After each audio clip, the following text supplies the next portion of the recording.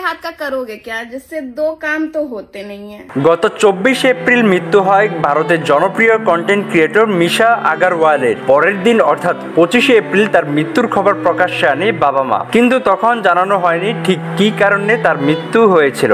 বিষয়টিতে জড়িয়েছিল একরকম রহস্য। সম্প্রতি মিশার পরিবার একটি বিবৃতি দিয়েছে। তারা জানান বেশ কয়েকদিন ধরে মানসিক অবসাদে ভুগছিলেন মিশা।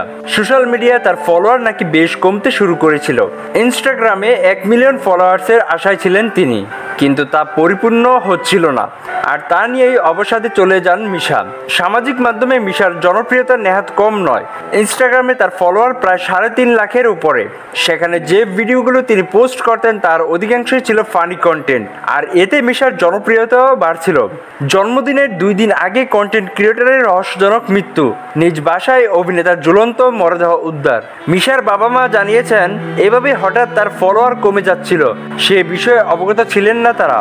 তাদের কথায় আমাদের মেয়ের কাজই ছিল ইনস্টাগ্রামে ভিডিও তৈরি করা।